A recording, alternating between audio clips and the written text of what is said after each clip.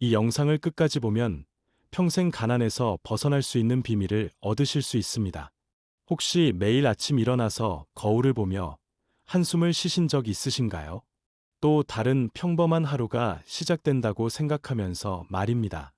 지하철에서 명품 가방을 든 사람들을 보며 부러워하고 성공한 사람들의 이야기를 들으며 자신과 비교하게 됩니다. 왜 나는 이렇게 평범할까? 언제쯤 진짜 성공할 수 있을까? 한국은행 통계에 따르면 대한민국 성인의 78%가 돈 때문에 스트레스를 받으며 살아간다고 합니다.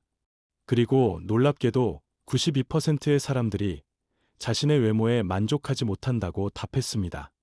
평범한 직장 생활을 하며 우리는 종종 경제적 불안감과 미래에 대한 두려움을 겪습니다. 이런 생각에 빠져 하루하루를 그냥 버티고 있는 것은 아닌가요? 그런데 어느 순간 깨닫게 됩니다. 이대로는 안 되겠다고요. 무언가 변화가 필요하다는 것을 말입니다. 성공한 사람들은 무엇이 다를까? 그들만이 아는 비밀이 있을까? 바로 이 순간이 여러분의 인생이 바뀌는 출발점입니다. 오늘 이 영상에서 소개할 명언들은 단순한 말이 아닙니다. 실제로 천억 부자가 된 세이노와 세계적인 성공자들이 실천한 검증된 지혜입니다. 이 지혜를 찾아 나서는 여정을 함께 시작해 보세요. 성공한 사람들의 비밀을 하나씩 탐색해 보겠습니다.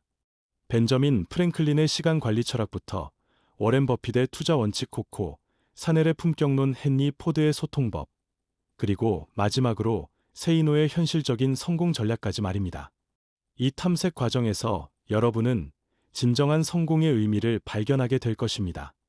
단순히 돈을 많이 버는 것이 아니라 시간을 효율적으로 사용하고 가치를 정확히 판단하며 내면의 품격을 기르고 타인을 이해하며 자신을 가꾸는 것이 진정한 성공이라는 것을 깨닫게 될 겁니다. 이제 이 지혜들을 일상에 실천해 볼 차례입니다.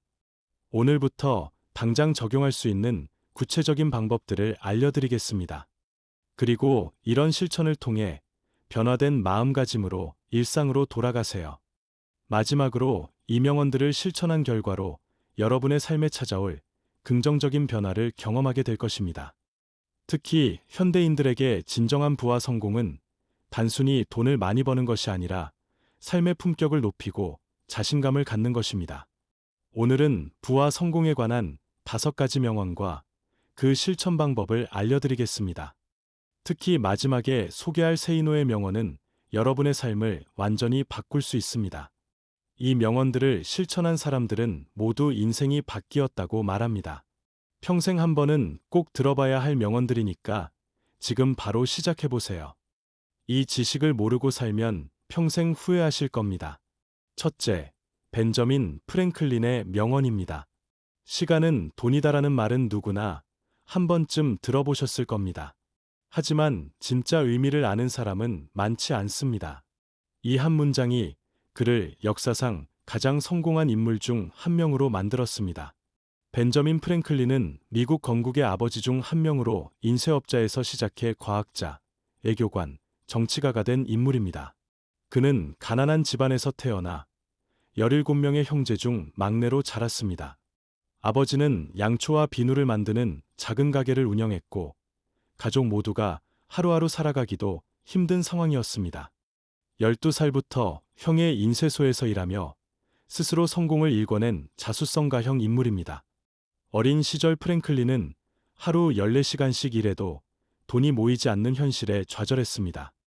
같은 또래 친구들이 놀고 있을 때 그는 인쇄소에서 무거운 활자를 나르고 잉크 냄새를 맡으며 일해야 했습니다.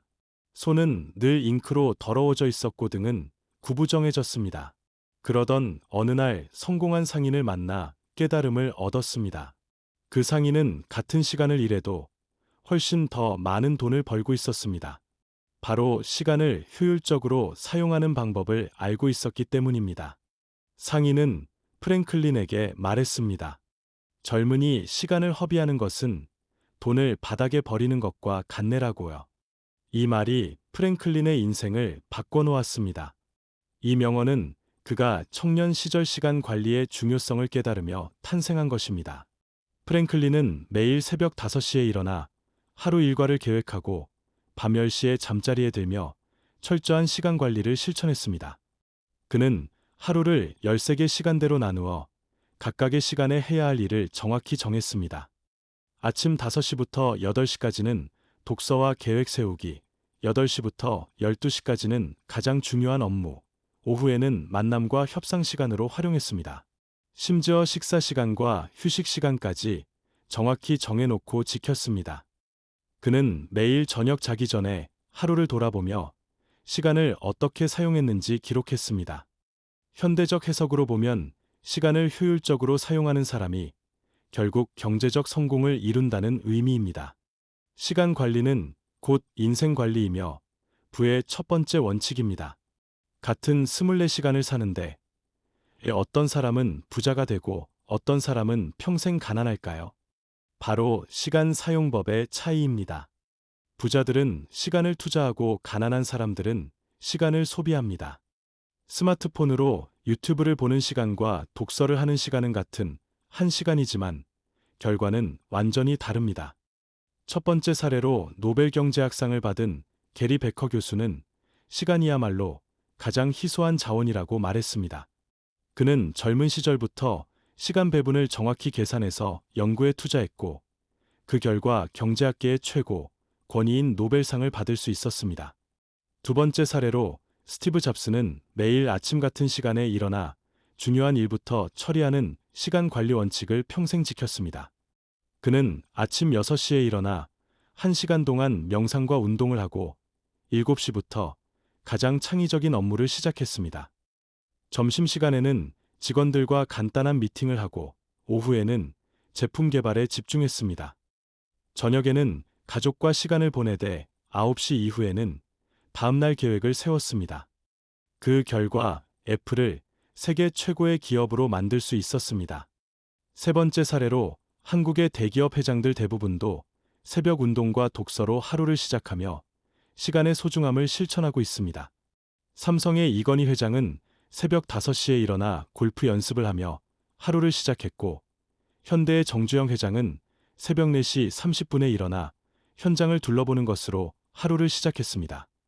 LG의 구본무 회장도 매일 새벽 6시에 일어나 독서를 1시간 하고 운동을 30분 한 다음 회사에 출근했습니다.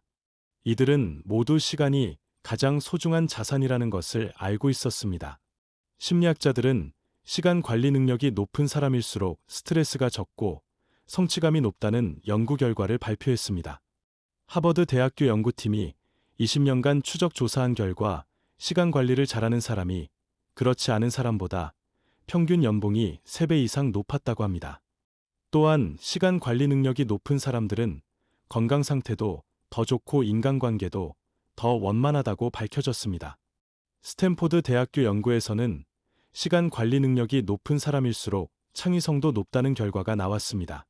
첫 번째 실천법은 매일 밤 내일 할 일을 3가지만 적어보는 것입니다.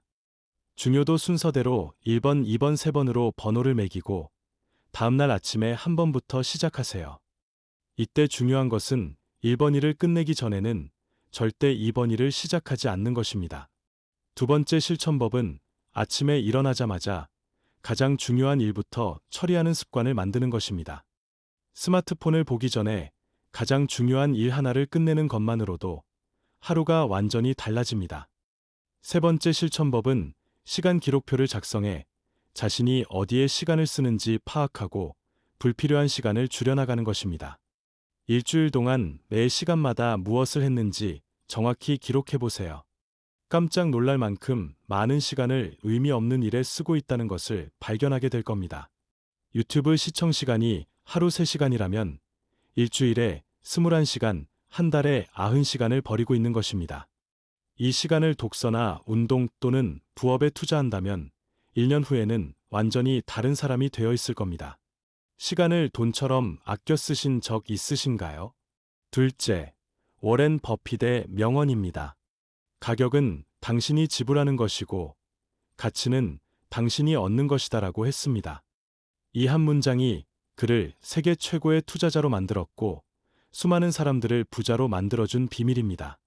워렌 버핏은 세계 최고의 투자자로 불리며 현재 93세 그는 11살 때 첫 주식 투자를 시작해 현재 1200억 달러가 넘는 자산을 보유한 투자의 신입니다. 어린 시절 버핏은 할아버지가 운영하는 잡화점에서 콜라를 6병에 25센트에 사서 한 병에 5센트씩 팔며 돈의 가치를 배웠습니다. 하지만 처음에는 단순히 싸게 사서 비싸게 파는 것이 장사라고 생각했습니다. 그러던 중 한 고객이 더운 여름날 목이 마른 상태로 가게에 들어왔습니다. 그 고객은 콜라 한 병에 10센트를 주겠다고 했습니다. 당시 정가는 5센트였는데 말입니다. 버핏은 깨달았습니다. 콜라 값이 중요한 게 아니라 목마름을 해결해주는 가치가 더 중요하다는 것을요. 이때부터 버핏은 가격과 가치의 차이를 이해하기 시작했습니다. 같은 물건이라도 상황에 따라 가치가 달라질 수 있다는 것을 알게 되었습니다. 이 명언은 그가 젊은 시절같이 투자의 중요성을 깨달으며 만든 투자 철학입니다. 버핏은 저평가된 우량 기업의 주식을 사서 장기간 보유하는 전략으로 성공했습니다. 그는 코카콜라 주식을 1988년부터 사기 시작해 지금까지 35년간 보유하고 있습니다. 당시 사람들은 너무 비싸다고 말했습니다. 주가가 이미 많이 올랐기 때문입니다. 하지만 버핏은 코카콜라의 진짜 가치를 보았습니다. 전 세계 사람들이 매일 마시는 음료수를 만드는 회사의 가치는 주가보다 훨씬 크다고 판단한 것입니다. 실제로 코카콜라는 200개국에서 판매되고 있고 하루에 19억 병이 소비됩니다. 이런 브랜드 파워와 시장 지배력은 돈으로 살 수 없는 가치입니다. 현대적 해석으로 보면 단순히 싼 것만 찾지 말고 진짜 가치가 있는 것에 투자하라는 의미입니다. 쇼핑할 때도 가격만 보지 말고 품질과 내구성을 고려해야 합니다. 비싼 것이 항상 좋은 것은 아니지만 너무 싼 것에는 반드시 이유가 있습니다. 진짜 가치를 보는 눈을 기르는 것이 부자가 되는 첫 번째 조건입니다. 가격에 속지 말고 본질적인 가치를 보는 능력을 기르세요. 첫 번째 사례로 삼성전자는 초기에는 저가 전자제품으로 시작했지만 품질 향상에 투자해 현재 세계적인 브랜드가 되었습니다. 1970년대 삼성텔레비전은 품질이 좋지 않아 자주 고장 났습니다. 소비자들은 삼성 제품을 믿지 않았고 가격을 아무리 낮춰도 잘 팔리지 않았습니다. 하지만 이건희 회장은 품질에 투자하기로 결정했습니다. 수십억 원을 들여 불량품을 모두 불태우고 직원들에게 품질이 중요성을 각인시켰습니다. 마누라와 자식 빼고는 다 바꿔라라는 유명한 말도 이때 나온 것입니다. 그 결과 삼성은 세계 최고 품질이 전자제품을 만드는 회사가 되었습니다. 지금은 애플과 경쟁할 만큼 프리미엄 브랜드로 인정받고 있습니다. 두 번째 사례로 일반 소비자들도 값싼 제품을 자주 바꾸는 것보다 좋은 제품을 한 번 사서 오래 쓰는 것이 경제적입니다. 10,000원짜리 신발을 1년에 3번 사는 것보다 30,000원짜리 신발을 3년 동안 신는 것이 더 경제적이고 발 건강에도 좋습니다. 50,000원짜리 가방을 1년에 2번 사는 것보다 200,000원짜리 가방을 5년 동안 쓰는 것이 결국 더 저렴합니다. 투자에서도 마찬가지입니다. 단기적인 주가 변동에 휘둘리지 말고 기업의 본질적 가치를 보고 투자해야 합니다. 세 번째 사례로 노벨 경제학상을 받은 데니얼 카너먼 교수는 사람들이 가격 앵커링 효과에 빠져 진짜 가치를 판단하지 못한다고 말했습니다. 예를 들어 원래 10만 원인 옷이 5만 원에 할인 판매되면 사람들은 5만 원의 가치보다는 5만 원을 할인받았다는 사실에 더 집중합니다. 하지만 그 옷이 정말 5만 원의 가치가 있는지는 따져보지 않습니다. 이런 심리적 편향을 이해하고 극복하는 것이 현명한 소비와 투자의 출발점입니다.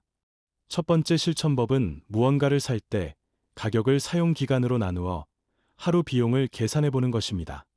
하루에 얼마나 쓸 것인지 계산해 보면 진짜 비싼 것과 싼 것을 구분할 수 있습니다. 100만 원짜리 노트북을 3년 동안 매일 사용한다면 하루에 약 900원입니다. 반면 1만 원짜리 옷을 한 번만 입는다면 하루 비용은 1만 원입니다. 어떤 것이 더 가치 있는 소비인지 명확해집니다. 두 번째 실천법은 브랜드보다는 실제 성능과 품질을 비교 분석하는 습관을 기르는 것입니다. 온라인 리뷰와 전문가 평가를 찾아보고 실제 사용자들의 후기를 꼼꼼히 읽어보세요.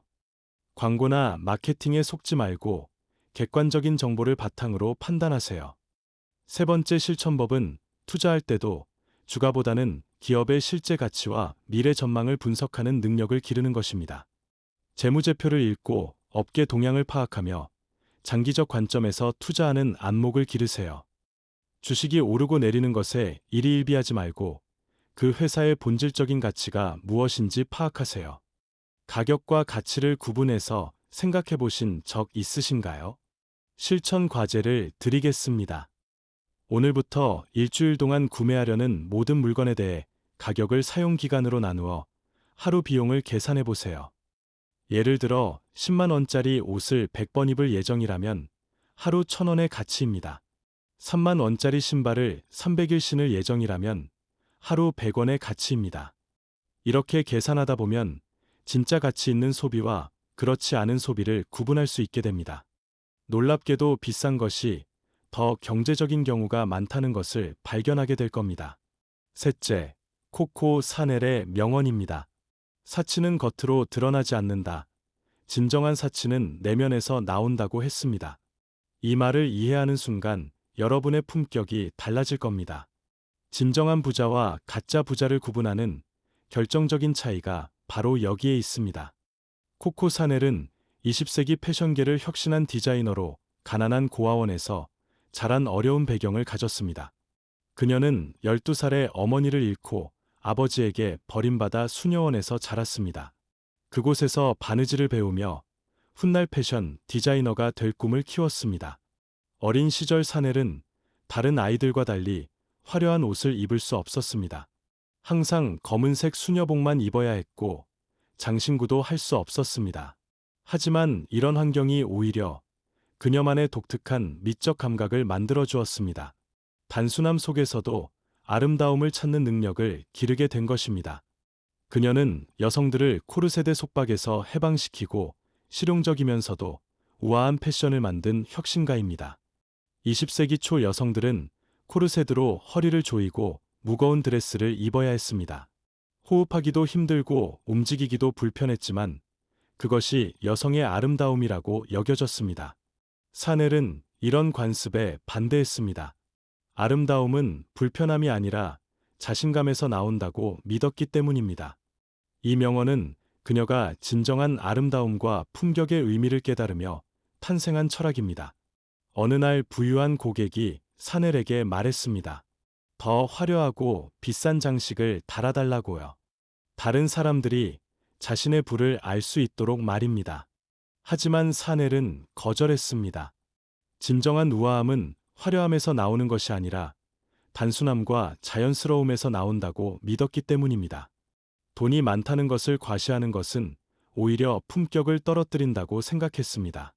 샤넬은 화려한 장식보다는 단순하면서도 세련된 디자인으로 시대를 앞서갔습니다.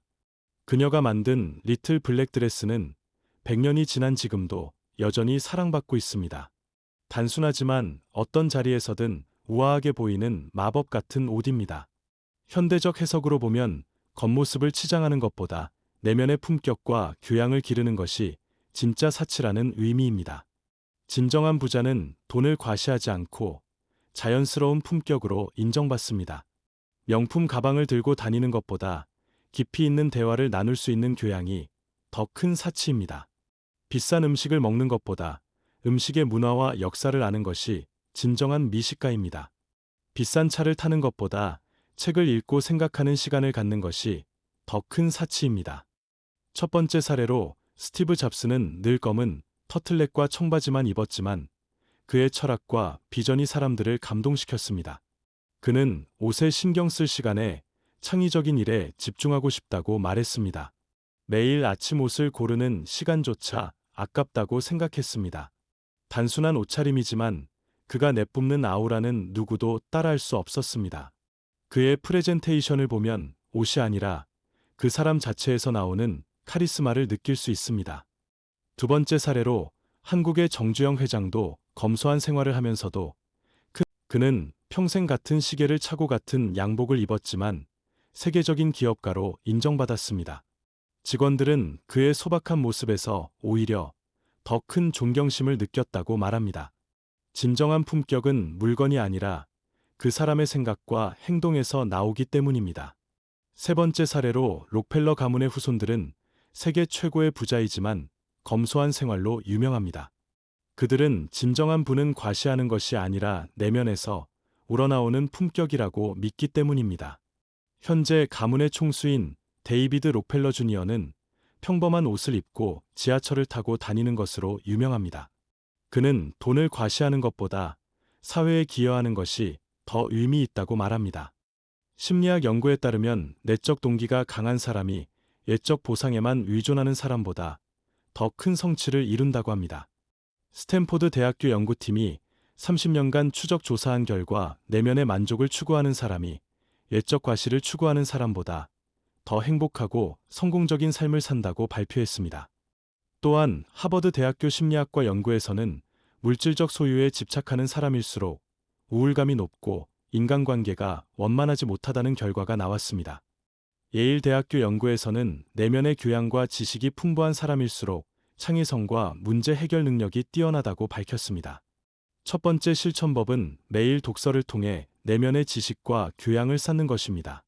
하루 30분만 책을 읽어도 1년에 20권 이상 읽을 수 있습니다.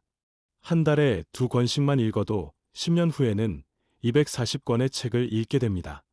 이렇게 쌓인 지식과 교양은 어떤 명품보다도 값진 자산이 됩니다. 두 번째 실천법은 옷차림보다는 말하는 방식과 행동으로 품격을 표현하는 연습을 하는 것입니다. 상대방을 배려하는 마음가짐과 예의 바른 행동이 어떤 명품보다 더 큰 인상을 줍니다. 상대방의 이야기를 진심으로 들어주고 공감해주는 능력을 기르세요. 세 번째 실천법은 예술 감상이나 문화 활동을 통해 심미안을 기르고 자신만의 철학을 정립하는 것입니다. 미술관이나 음악회에 가서 작품을 감상하고 자신만의 해석을 만들어 보세요. 클래식 음악을 들으며 작곡가의 감정을 느껴보거나 미술 작품을 보며 화가가 전하고자 한 메시지를 생각해 보세요. 이런 경험들이 쌓이면 자연스럽게 품격 있는 사람으로 성장하게 됩니다. 외모보다 내면을 가꾸는데 더 신경 쓰신 적 있으신가요? 넷째, 헨리 포드의 명언입니다. 성공의 비결은 다른 사람의 관점에서 사물을 보는 능력이다라고 했습니다. 이 한 문장을 이해하면 여러분의 인간관계와 사업이 완전히 달라집니다. 성공한 사람들이 공통적으로 가지고 있는 가장 중요한 능력이 바로 이것입니다. 헨리 포드는 포드 자동차의 창립자로 대량 생산 시스템을 도입해 자동차를 일반인도 살 수 있게 만든 혁신가입니다.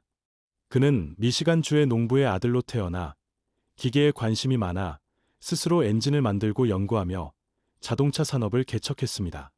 어린 시절 포드는 농장 일을 도우면서 아버지와 자주 다퉜습니다.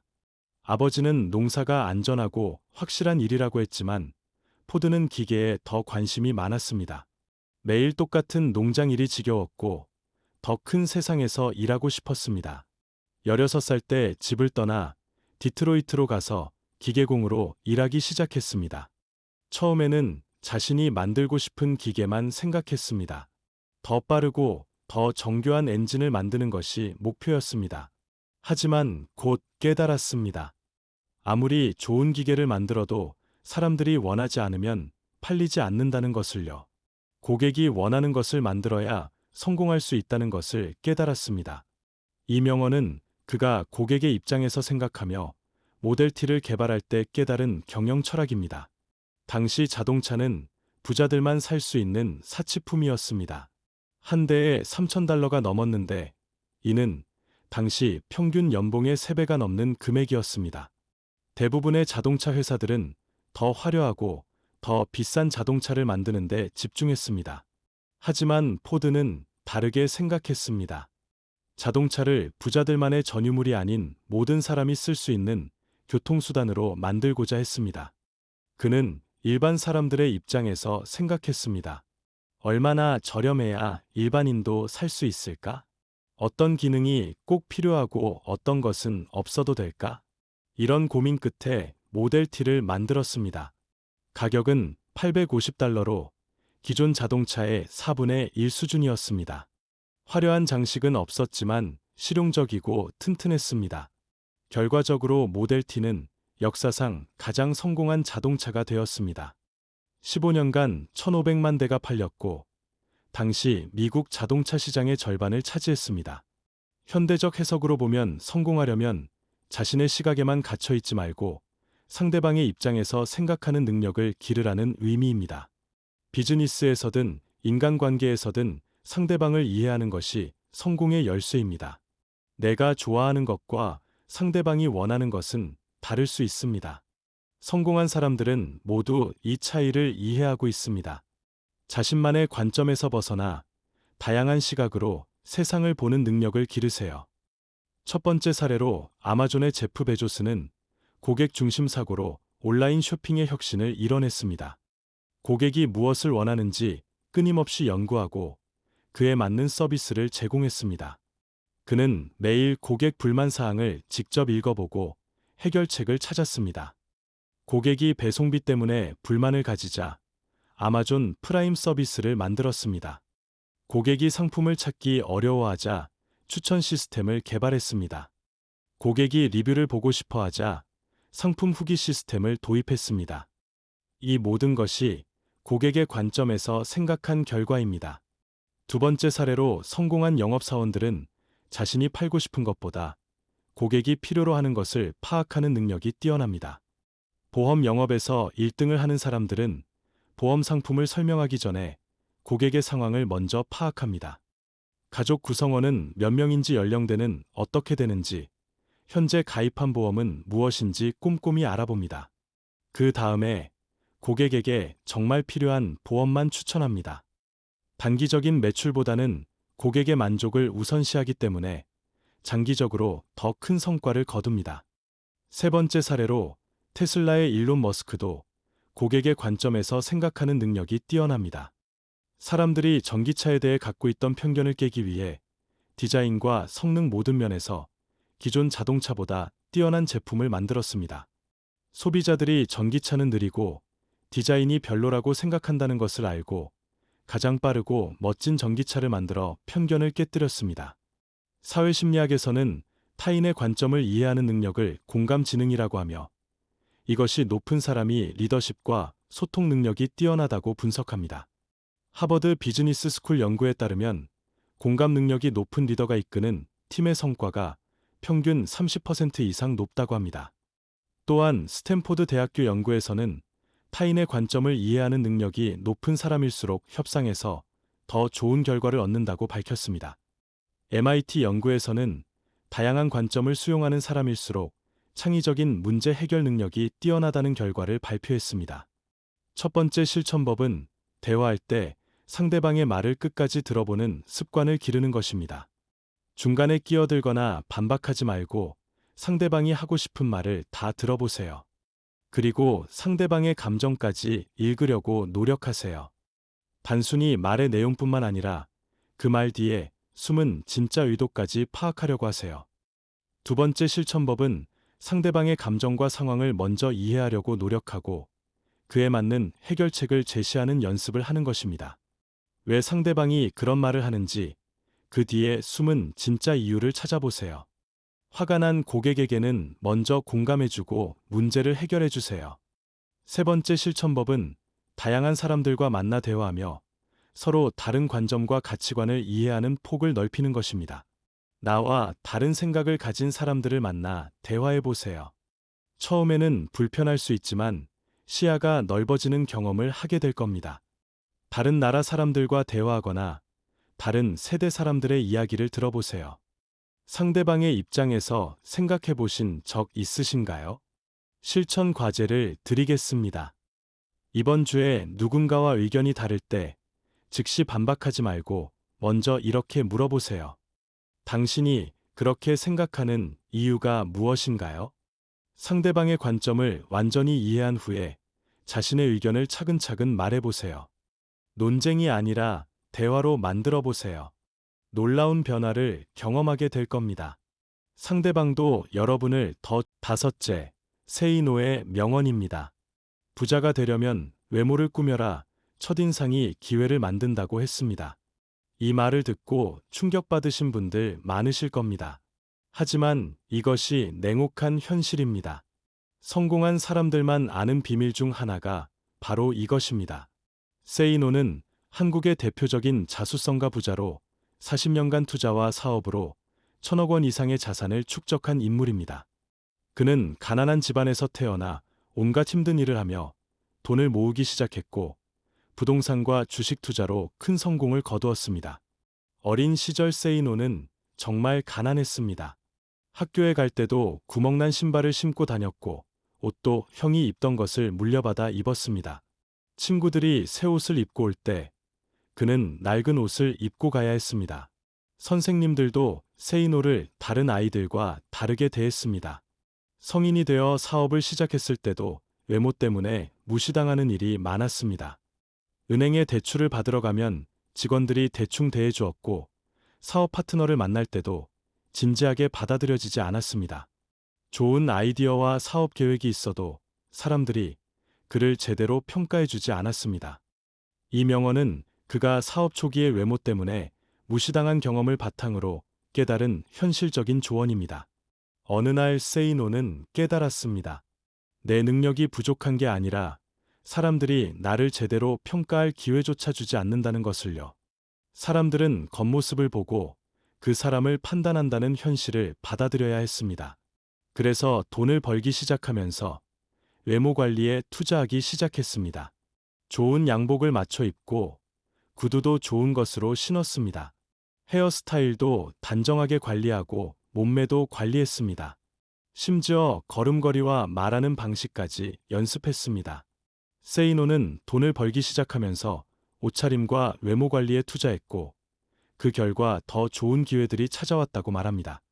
같은 사람인데도 사람들의 태도가 완전히 달라졌습니다. 은행에서도 정중하게 대해주고 사업 파트너들도 진지하게 대화에 임했습니다. 투자자들도 그의 말에 더 집중해서 들어주었습니다. 결국 더 많은 기회를 얻을 수 있었고 그 기회들이 큰 성공으로 이어졌습니다.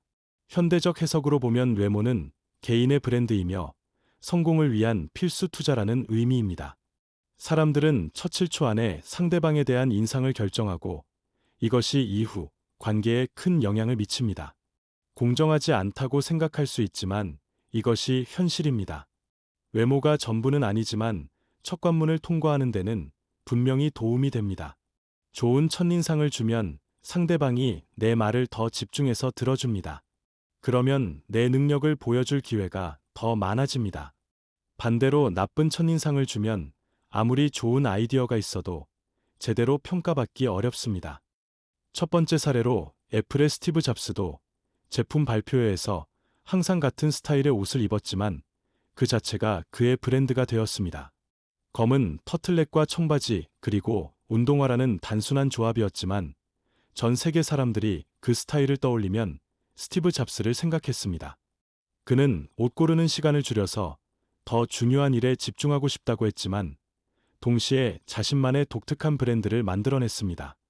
두 번째 사례로 성공한 기업가들은 대부분 자신만의 스타일을 가지고 있으며 외모 관리에도 신경을 쓰고 있습니다. 삼성의 이건희 회장은 골프웨어까지 모두 맞춤 제작했고 현대의 정주영 회장도 검소했지만 항상 단정한 모습을 유지했습니다. 이것이 그들의 신뢰성과 브랜드 가치를 높이는데 도움이 되었습니다. LG의 구본무 회장은 직원들에게 항상 말했습니다. 여러분의 외모가 곧 회사의 이미지라고요.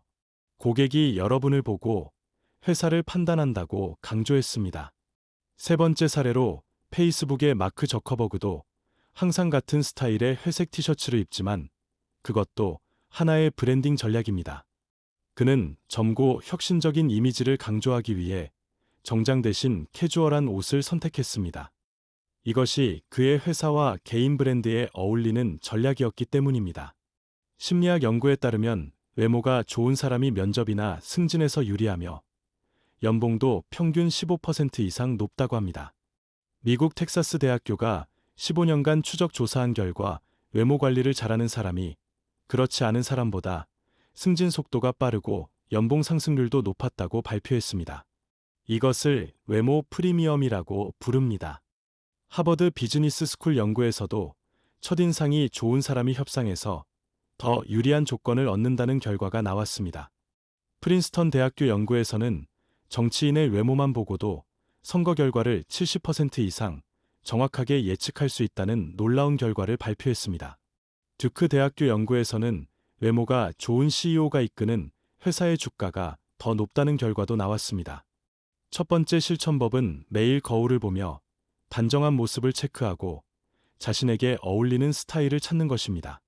머리가 정리되어 있는지, 옷에 주름은 없는지, 신발이 깨끗한지 확인하세요. 매일 아침 5분만 투자해도 하루 종일 자신감이 달라집니다. 두 번째 실천법은 옷에 투자하되 비싸기보다는 자신에게 맞는 핏과 색깔을 선택하는 것입니다. 명품을 살 필요는 없지만 자신의 체형에 맞는 옷을 입으면 훨씬 좋은 인상을 줄 수 있습니다. 옷의 핏이 가장 중요하니까 반드시 입어보고 사세요. 세 번째 실천법은 헤어스타일과 체형 관리까지 포함한 전체적인 이미지 메이킹을 하는 것입니다. 정기적으로 운동해서 건강한 몸매를 유지하고 자신에게 어울리는 헤어스타일을 찾아보세요. 향수나 액세서리도 적절히 활용하면 더 완성도 높은 이미지를 만들 수 있습니다. 외모 관리는 자신에 대한 외의이자 상대방에 대한 배려입니다. 외모 관리를 성공 투자라고 생각해 보신 적 있으신가요? 실천 과제를 드리겠습니다. 내일부터 한 달 동안 매일 아침 외출 전에 거울 앞에서 5분간 자신의 모습을 점검해 보세요. 머리부터 발끝까지 다른 사람이 나를 어떻게 볼지 생각하며 체크해 보세요. 한 달 후에는 사람들의 반응이 달라지는 것을 느끼실 수 있을 겁니다. 동시에 매주 한 가지씩 자신의 외모를 개선해 보세요. 첫 주에는 헤어스타일을 바꿔보고, 둘째 주에는 새로운 옷을 사보고, 셋째 주에는 운동을 시작해보고, 넷째 주에는 피부 관리를 시작해보세요. 이렇게 하나씩 바꿔나가면 6개월 후에는 완전히 다른 사람이 되어 있을 겁니다. 주변 사람들이 여러분을 다르게 보기 시작할 겁니다. 더 많은 기회가 찾아올 겁니다. 이것이 바로 세이노가 말하는 외모 투자의 힘입니다. 자신의 외모를 브랜드로 만들어 성공의 발판으로 삼으세요. 이제 이 5가지 명언들을 실천해서 변화된 마음가짐으로 일상으로 돌아가세요. 시간을 효율적으로 관리하고 가치 있는 소비를 하며 내면의 품격을 기르고 상대방의 관점을 이해하며 외모까지 관리하는 새로운 여러분이 되어보세요. 이런 변화된 마음가짐으로 일상을 살아가면 사람들의 반응이 달라지는 것을 느끼게 될 겁니다. 더 많은 기회가 찾아오고 더 좋은 인간관계를 맺게 되며 경제적 성공도 따라올 것입니다. 마지막으로 이 명언들을 실천한 결과로 여러분의 삶에 찾아올 긍정적인 변화를 경험하게 될 것입니다. 경제적 자유를 얻고 진정한 품격을 갖춘 사람으로 성장하며 타인으로부터 존경받는 성공한 인생을 살게 될 것입니다. 이것이 바로 진정한 성공의 모습입니다. 오늘 알아본 부와 성공에 관한 5가지 명언들은 시간 관리의 중요성과 같이 투자의 원칙, 그리고 내면의 품격과 상대방에 대한 이해, 마지막으로 외모 관리의 필요성입니다. 이 모든 것들이 하나로 연결되어 있다는 것을 아시겠죠? 시간을 효율적으로 사용해서 가치 있는 일에 투자하고 내면의 품격을 기르면서 동시에 외모도 관리하는 것입니다. 그리고 모든 일에서 상대방의 관점에서 생각하는 능력을 기르는 것입니다. 이것이 바로 진정한 성공의 공식입니다. 특히 세이노의 부자가 되려면 외모를 꾸며라는 가르침은 꼭 기억해 두시기 바랍니다. 많은 사람들이 외모 관리를 허영이라고 생각하지만 실제로는 자신에 대한 투자이며 성공을 위한 필수 조건입니다. 이러한 명언들을 일상에 적용하시면 경제적 성공과 함께 진정한 품격을 갖춘 사람으로 성장하실 수 있습니다. 부자가 되는 것은 단순히 돈을 많이 버는 것이 아닙니다. 시간을 효율적으로 사용하고 가치 있는 일에 투자하며 내면의 품격을 기르고 외모까지 관리하는 종합적인 능력이 필요합니다. 오늘 소개한 5가지 명언을 모두 실천하시면 여러분도 진정한 부자가 될 수 있습니다. 이것은 이론이 아닙니다. 실제로 검증된 성공 법칙입니다. 세계적인 리더들이 인정한 비밀을 이제 여러분도 알게 되었습니다. 지금 당장 시작하세요. 하루라도 늦으면 그만큼 성공이 늦어집니다. 성공한 사람들이 인정한 비밀을 이제 여러분도 알게 되었습니다. 이 지식을 실천하지 않으면 평생 후회하실 겁니다. 여러분의 변화된 모습을 댓글로 꼭 공유해 주세요. 어떤 명언이 가장 마음에 와닿으셨는지, 어떤 실천을 하고 계신지 알려주세요. 여러분만의 성공 비법도 함께 나눠주시면 다른 분들에게도 큰 도움이 될 겁니다. 이 영상을 보고 실제로 변화를 시작한 분들의 이야기를 듣고 싶습니다. 구독하시면 부와 성공에 관한 귀중한 내용을 계속 받아보실 수 있습니다. 다음 영상에서는 부자들의 돈 관리 습관과 투자 비법에 대해 알아볼 예정입니다. 부자들은 어떻게 돈을 관리하고 어디에 투자하는지 구체적인 방법들을 알려드리겠습니다. 절대 놓치지 마세요. 오늘 영상이 도움이 되셨다면 구독과 좋아요 꼭 눌러주시기 바랍니다. 알림 설정까지 해두시면 새로운 영상이 올라올 때마다 바로 확인하실 수 있습니다. 다음 영상에서 또 뵙겠습니다.